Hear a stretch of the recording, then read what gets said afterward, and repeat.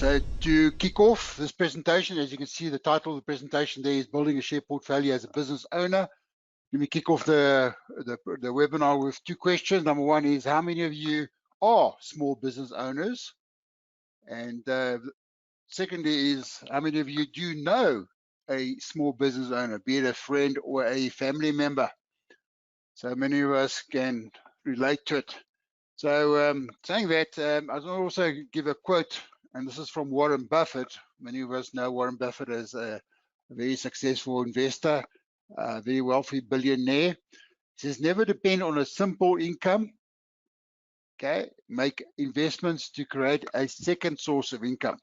And I think this is to be the gist of today's presentation, is never or have more than one income stream. So it makes sense for business owners to hold more or hold some of their wealth outside their business in assets that are unrelated to the main source of income. While it can make sense to invest in what you know, I'm going to be touching on that just now, it also makes sense to hold some assets in investments that are outside your main sector. It might be time to consider diversifying some of your assets and investing in the share market. And obviously, this is what we're going to be talking about today. So those of you that don't know me, my name is Shaun van den Berg. I'm an investment specialist here at PSG Wealth. My objective today is to discuss why it is important for a small business owner to understand how to invest the capital wisely and how to diversify their funds to attain financial stability. So here's oops, sorry, wrong button. Just move my presentation. There we go. There's my the agenda or the contents for today. I'll be touching on small businesses can learn some valuable lessons from big players, or those that small business owners have learned a lot of lessons themselves. Secondly, I want to talk about do not put all your eggs in one basket. As we mentioned now, is to diversify your assets. And then obviously I'm going to be touching on some of the opportunities available in the market. And there the topic is called quality over quantity. So the last 7 months, during this lockdown period, we've seen obviously this whole COVID coronavirus having a big impact or major impact on the estimated 525,000 small, medium, and micro-sized enterprises, what they call SMMEs, in South Africa. And this has put 6.6 million jobs at risk. So given the lockdown, more than 55,000 South African companies or small SMEs did not survive the COVID pandemic and associated economic turmoil. The vast majority were unable to pay rent, utilities, and more importantly, the employees. Many SMEs were forced to retrench their employees, and obviously this had a significant impact on the South African economy, and millions of jobs were lost. So many small business owners have also had to learn several lessons, and we'll be touching on that just now, over the last 7 months due to this ever-changing economic condition that we're all going through. So we all know since March, many small businesses have had to temporarily close and then open in phases. Other small businesses had to decide to close their businesses permanently, while others may not have had to close at all due to the nature of their business. One thing in common for sure is that all these small businesses and the owners had to adjust, okay, adjust in one way or another. These adjustments small business owners have had to make, to name a few, have been to find ways to conduct business, number one, implement new policies, being more flexible, working on a leaner budget, and most of all, adjusting to staying healthy. Okay, so that is just a interlude into the presentation. But as I say, small businesses can learn valuable lessons from big businesses. But saying that, I also believe that small business owners have also learned a few things. Number one is small businesses owners have learned that they are capable, that they can change, okay, and they can get through it. So those of you that are on this webinar are small business owners, you've survived 7 months. And as I say, you're capable of change, and you've obviously learned how to get through it. Most of us are obviously resistant to change, but then change can be hard. But we've learned also to change our lives and to continue to be flexible. And that's the second point I want to lead into. Small business owners have learned to be flexible. We've learned how to be flexible. We've learned that some work can be done from home. Some businesses can be conducted virtually, and also obviously allowing the flexibility of employees. And then the third lesson we've learned is that, talking about employees, that employees are a small business's greatest asset. Many small businesses have worked hard to keep their employees and make sure that they stay employed. So I take my hats off to those guys that have done that. And then fourthly, we've learned that many small business operators have learned to operate on a much leaner budget. They've learned to adjust to reduce the obviously revenues, income streams, and obviously changes from this whole pandemic. And then the fifth lesson I think a lot of small business owners have learned is that things can change overnight. But we've also learned that having contingency plan in place will help. So what is a contingency plan? A contingency plan is a plan that we put together to deal with the unforeseen circumstances and be able to deal with them swiftly. And I think looking back, those companies that had insurance cover, and we saw the whole thing with Santam and things like that, that contingency, the companies that had contingency business plans in place or insurance, some of them were paid out. And I see that it only covered 2 months. Some of them might have 25,000 minimum, up to some, I think it was 1.5 million, but it was only 2 months cover. But the main thing was to have a emergency, call it emergency fund in place. So small business owners, I think, are resilient, and they will continue fighting to keep their businesses going, because this is their livelihood. But also many of them had to, as I say, adjust. And this is the gist of this presentation today. And we can learn a lot from the big players, where the 6 common characteristics of businesses that will survive are the companies that have, and I said this also a few months ago in one of the webinars, is that companies that have strong balance sheets, number one, and strong cash reserves will survive. There's that old saying, cash is king. Liquidity has been king through all this crisis. Having cash reserves on your balance sheet obviously maximized your chances of survival. Those companies that were able to transfer the fixed cost to variable costs, obviously the revenues weren't so disrupted. Those companies that have survived will see less competition on the other side when we get through all this in the next few months. But also I think that companies that had variable cost, lower debt, and as I say, stronger balance sheet, and well have better risk management will also survive. Okay. So business will never forget this experience, I believe so, and we'll come out stronger, and we will overcome. Secondly, I think companies that had low debt, businesses with no or very low levels of debt, as well as debtors that were paying reliably on time and things like that, will also be able to survive. And in those of you that, or those companies that had low exposure to discretionary expenditure, what I mean by that is the companies that were, we've seen it, the companies that had exposure to the travel, entertainment, hospitality industry were severely affected, okay, because of the lockdown. Those companies with high exposure to everyday needs, home delivery and essential services were more likely to survive. And we'll touch on some of those just now. So when I talk about low costs and things like that, businesses that were, as I said, were able to move from variable costs, will move from fixed costs to variable costs, will be able to survive. Moving your staff onto a contract or casual labor basis, or moving from fixed rent to a variable percentage cost based on sales. Those kind of things, I think, will be able to, and that will also create new business models going forward. And then obviously, I believe the companies that had good leadership in place, good management in place, those were companies whose management were defined and the careers were defined in this past few months.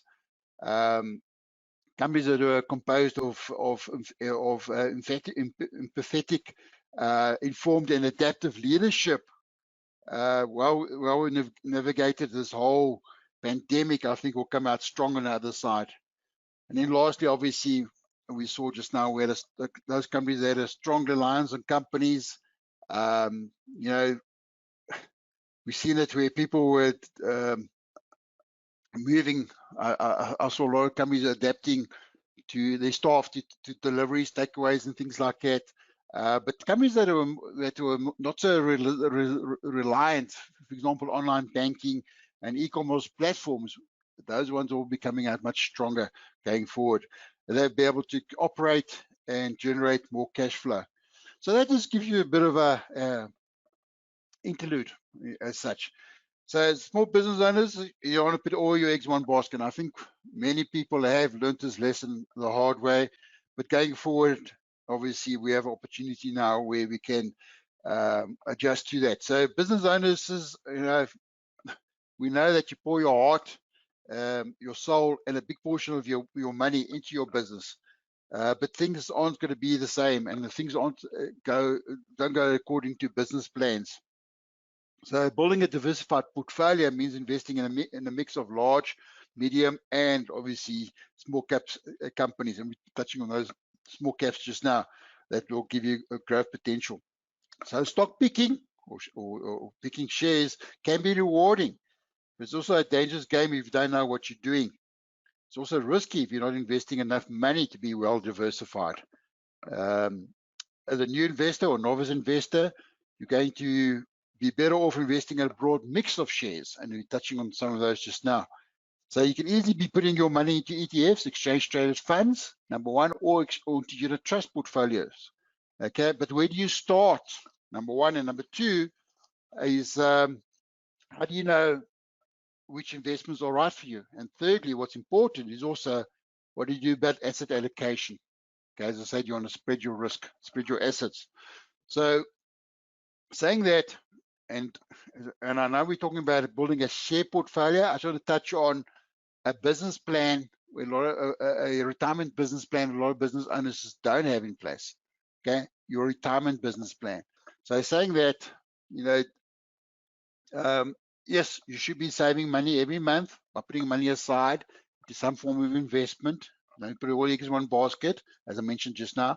And the general rules, your first step is to have 6 to 12 months emergency fund.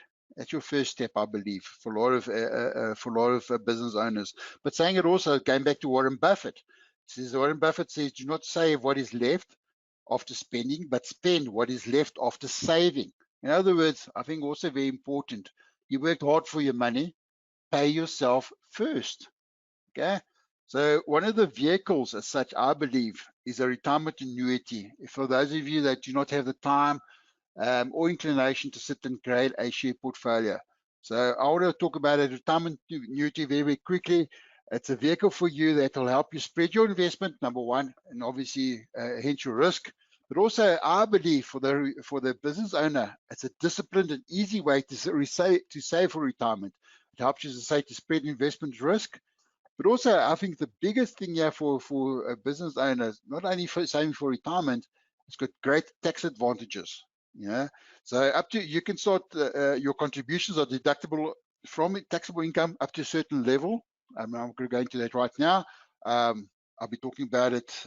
You can be going to our website and go look at retirement annuities. That's number one. And number two, what's also important from a small business owner is that your investment is protected from creditors. Okay, so it helps you for obviously retirement and also obviously it's your estate planning. Okay, so those are two things that you want to consider: tax advantages and also protection from investors. From creditors. Okay, so let's get to the nitty-gritties. There's always opportunities for patient investors. The main thing idea, and this is where we're going to talk about it more just now, is the process of investment process. You want to remove the emotion by focusing on the investment process. So we talk about fundamental analysis and technical analysis. That's the process I'm talking about, and that's share selection criteria. More than ever, having a long-term outlook matters. And you know, the opportunity the last 6-7 months in the market, there's been a lot of volatility, and volatility is created by uncertainty, and we've seen a lot of mispricing of shares in the market, and that's where the opportunities come along. Okay, so we've seen the investors get panicked, they sell, and obviously that's where the opportunities come from. So good opportunities will be found despite the current economic and market turmoil. So we'll go through the process where you'll be able to find these opportunities. And the main thing here, as I say, is having a long-term view, okay, and be patient enough and wait for the process to work out. Okay, so we talk about quality over quantity. Sorry, let me just grab some water here quickly. When I talk about quality, we talk about investment is not only based on value. We're talking about value investing. So quality is not only based on value, but it's also based on things like you're not only looking for a fair company at a great price, you're looking for a great company at a fair price. That's what I mean by quality investment. So basically, quality helps you explain behavior of the management teams and things like that. It helps you understand how, the what, and the way behind particular action or behavior of the company. So that's just one way of looking at it. And there's various ways of picking up quality companies. But you also talk about quantitative analysis just now. Yeah, that's what I mean by quantity just now. So I touch on that. Okay. Warren Buffett, I'll touch a lot on, talk a lot about Warren Buffett. He's a legendary investor, as I mentioned just now. He's famous for telling investors to buy what you know, or what you understand. And as a business owner, a lot of us focus on what we call unknitting, focus on your knitting. But it takes time and also knowledge to get involved in investing in creating a share portfolio. Yes, it takes time to understand business, but I always believe, start with something you know. If you're in the engineering field, focus on engineering companies because you understand what's happening in the industry. If you're a doctor, focus on what's happening in pharmaceuticals and things like that. Start with what you know, become a specialist, and then become a generalist. That's a starting point. So the idea is that you're betting the odds in your favor already. Okay, so it takes time and it does take knowledge to fully understand a company. And we talk about understanding the fundamentals of the company. We're talking about macroeconomics, the nature of the business, okay, the industry, and then we go into what we call the micro fundamentals, the financial reports of the company, dig a bit deeper. So as a starting point, there's a lot of online resources for you to help you shorten the curve. As a starting point, I always say the best suggest to people is create a watch list of potential winners. So start with what you know.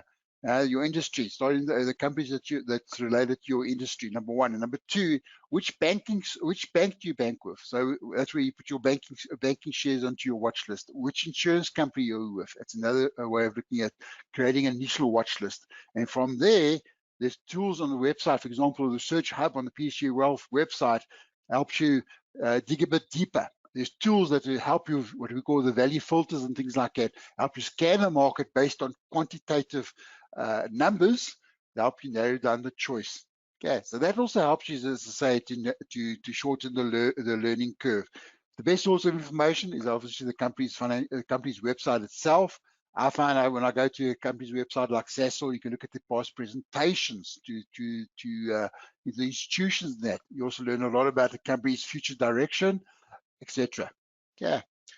But saying that, a lot of us always look at the large cap companies, the big blue chip shares. We all know that the British American Tobacco sells cigarettes, and Clicks is involved in selling healthcare and beauty products and things like that. Okay, but there's a lot of companies, the smaller companies. And when we say small companies, these are small cap companies outside the top 100. So with the top 100, top 40, which is the large cap blue chip shares. Okay, companies been around for a long time. Good consistent management, good consistent results. There's that old saying, there's a cliche in the market, or not a cliche, there's a saying in the market, elephants don't gallop. So yes, so you'll be able to get your growth from the companies and you'll get your dividend, but they're not shooting the lights out as they did when they first started a few years ago. Okay, So when I say about fast rising companies, these are the small caps. These are the small caps outside the top 100. So I spoke about the large caps, the top 40, and then we got the next 60 companies, the mid caps. Okay, then we get the small caps. These are the companies under the radar screens of most of the institutions. Okay, this is where, as I say, the fast growth companies will be coming from. Did you know that once upon a time, Capitec was a R1 share? Did you know that once upon a time, Capitec, that ShopRite was a R1 share? They were small cap stocks, and over a period of time, they became a mid cap stock, and then a large cap companies. And that's the process we want to go through here. Okay, so do not only focus on the fundamentals. Fundamentals help you look at numbers. So we look at PE ratios and the PEG ratios and the book ratios, or what do you call price to net asset value. Helps you project where the market's going to, where those shares going to be in a year's time. So we talk about a target price. But looking at that only, you know, we can get overwhelmed by the jargon, especially if you're a new investor. I found one of the easiest way to look at what's happening in the market is pull up what we call a chart of a company. That tells you what's happening in the price right now. It's people's perception of the future fundamentals, okay, reflected in the current share price. Okay, and there's an old adage, a picture says 1,000 words. Okay, so you can look at the trend. You can see from the price what's happening with the trend. Is the price going up, or the trend going up, or is the trend going down? Then we start using tools like moving averages and things like that to help us get our timing right. Okay, to help us get establish the trend rather. Okay, so saying that, on our website, on the PSG website, once you've logged in with your username and password, there's a little section called Research Hub. And this is a starting point, especially if you're a novice investor. Where to get started, I suggest look at Research Hub. And there's various things to look at. These are just, as a starting point, fundamental recommendations. There's 5 little sections you can look at. We've got the large cap quants, as I say, based on certain numbers. These are numerical numbers. The machine generates numbers, generates stocks, and we're talking about these just now. Okay, so there's a large caps, these are small caps. We've got our latest research on companies. And by the way, I'll be focusing mainly on small caps, focusing on local stocks, but also understand there are also offshore companies you can look at. So yes, you as a small private investor can create a local share portfolio as well as a separate offshore portfolio if you want to diversify geographically. Okay, so there's Berg, it's a offshore company. Here's Pfizer, another offshore company. We can look at quality companies and investing for dividends. Those are just different strategies you can use. Okay, let me just move forward. Whoops, wrong button. Okay, so what I've done now, I've just taken these things quickly, just to highlight. Okay, these are looking at the 5, I'm looking at the top 3 large cap companies.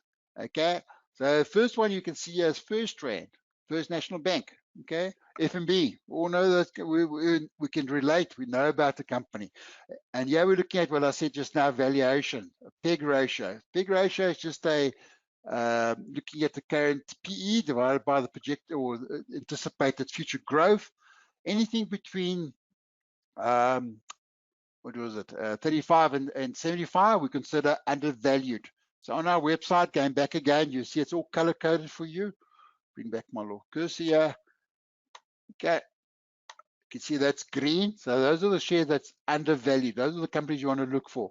Companies between 75 and 125, you'll see that the rating's a bit higher. We call those fair valued companies, and anything over 125 plus, we call that overvalued. So those are the companies you want to avoid. Okay, so going back to my little quants here, all these companies, you'll see that, okay, are in a criteria that are undervalued. We've heard of FNB, Exara, which is coal, and APSA, another banking stock. But these are quants, these are large cap companies, okay? As I say, we all know the banks, FNB, and we know APSA. This is looking at the charts now. As I said, you'll look at fundamentals and technicals together. It's like sitting in a canoe. If you're just doing fundamentals and you're rowing one oar, what's going to happen? You're going to go in circles. You want to use fundamentals and technicals, 2 oars. So yes, you're going to do more analysis. You're going to do deeper research as such. But the more you know about a certain company or sector, better your probabilities of success. Okay. So yeah, you can see these are the charts of FNB. You can see this is our little dip in March, and since then the market's moving sideways. Here's our dip in March of EPSA, okay? But below, this is the green line is a 200-day moving average. So the long-term trend is trading below a long-term trend, which is bearish. I get excited when the share is in the long-term bearish trend because it highlights for me opportunities because there might be a recovery situation. You can see also recently now it's starting to move above its 50-day moving average. You can see it's moving sideways. So we've had this downtrend, but now the sideways trend. And most of the stocks you'll see we've had a sideways trend for the last year. Sideways trade means consolidation, or the market is waiting for future prospects, for new events to happen. But you can also see this gap is narrowing. It's getting closer to that 200-day moving average. And you see once these two cross and the trend starts moving up on future growth prospects, those are opportunities that you're looking for. Okay, you can also see that this low is higher than that low, and this low is higher than that low. So there is a recovery happening.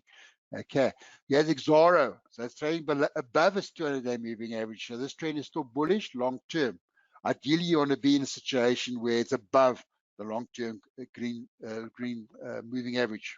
So we know we're in the bullish trend.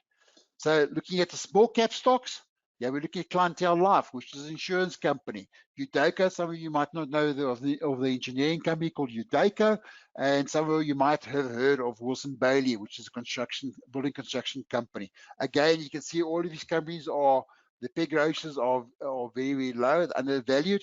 Clientele Life is very, very low. So we classify that as speculative. So it's very, very cheap, but there's also risks involved. Okay, so you have to look at the quality of the company there. Now the graphs, you can see Clientele Life. You can see one of the things about Clientele Life is that it is quite a illiquid or not a tradable stock. It's below 200-day moving averages and below 50-day moving averages. So this might be on your watch list as a potential to see if it turns around. Here's our Udaco. You can see that gap's also closing to our 200-day moving average. And here's our Wilson Bailey, below our moving averages. So a bit of a sideways trend, but again, all these shares you want to put onto your watch list and see what happens with a change in trend.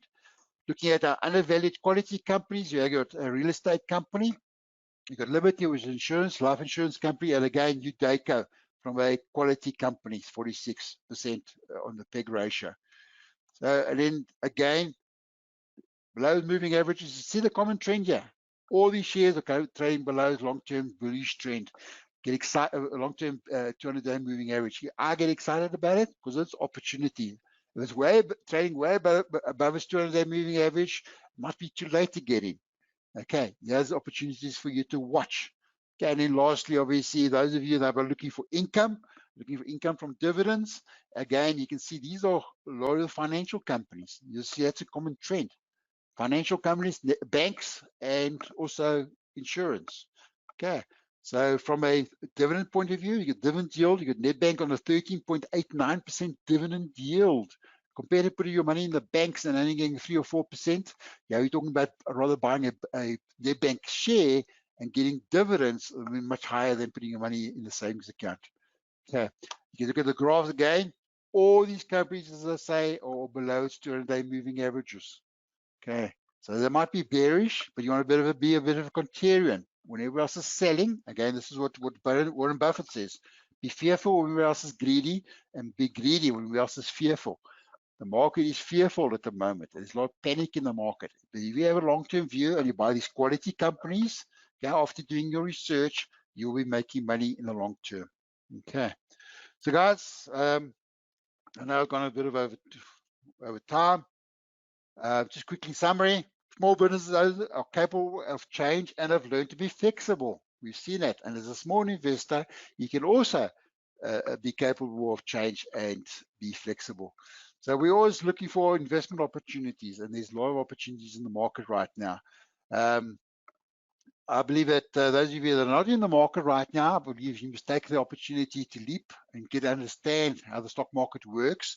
So touching on that, I believe that there are opportunities all the time, and it goes back to that quality investing. If you're going to have that philosophy, I'm not only looking for a fair company at a great price, I'm looking for a great company at a fair price.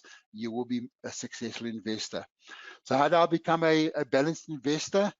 on our website, you can click on those links. There's online tutorials that teach you more about this. That's number one. And number two, there's also online video tutorials that goes into more details, our past webinars. Okay. So from my side, go look at it. Retirement annuities, especially those of you that do not have anything for retirement in place. This is a disciplined savings because we can only have access to your funds when the age of 55 onwards. Okay, remember it's also protected from creditors. Those of you that do not have a equity account with us yet, go click on here, learn more about it, as well as also offshore investing. Okay, next month webinar, this will be the last webinar for the year. I'll be discussing longevity, or you can outlive your wealth. So that's on the 29th of November. Okay, so as I said, this presentation is being recorded and I'll be sending it out to you guys. Let me see what kind of questions you guys have before we're wrapping it up. Cool. Okay. Thanks for being on this webinar, guys. Let me just maximize this out quickly. Cool.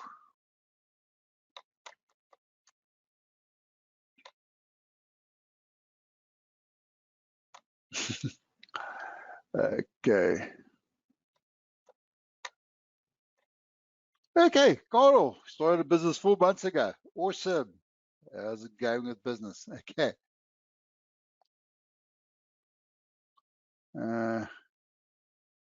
Good question here from Danny. Says, how often would you look at the company's financials once you're committed to the long-term and sound investment of the industry? Okay, good question, Danny. Remember, the company's there's 2 periods. You've got the interim period, which is the first 6 months of the financial year, as well as obviously the financial the final results for the year. So I would say just at least twice a month, twice a year at interim stage and then finals to see if anything has changed. I remember years ago, I used to look at a company called Altron. I had Altron and Altec in my portfolio for many years. And then they did some changes. They invested into Africa. The share price started dropping. The earnings based on obviously lower earnings.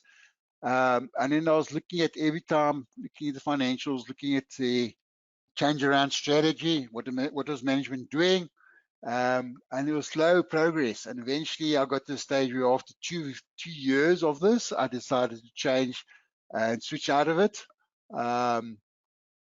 I like the company, they had great dividends and things like that, but then going forward, I just thought, okay, it's not fitting to my investment philosophy.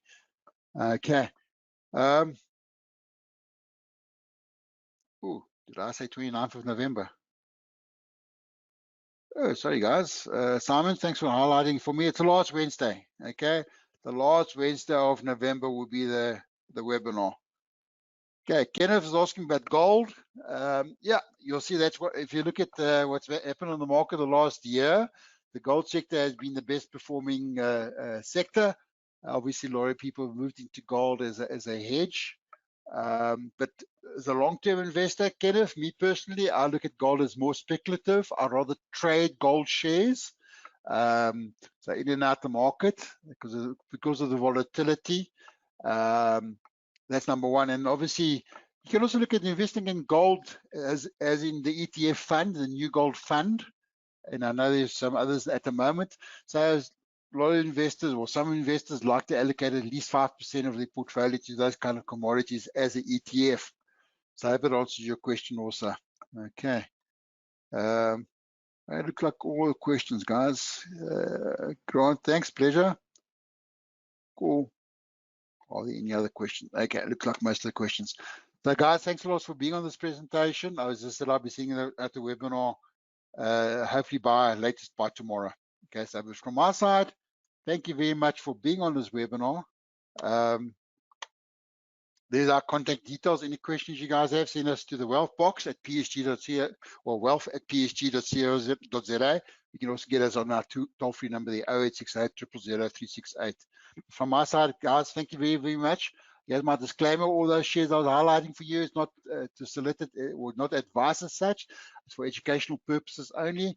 Go to your website, go onto the website, do your research, and then make a more informed decision yourself. Okay. But thanks for being on this webinar. Until next month, all the best. Bye for now.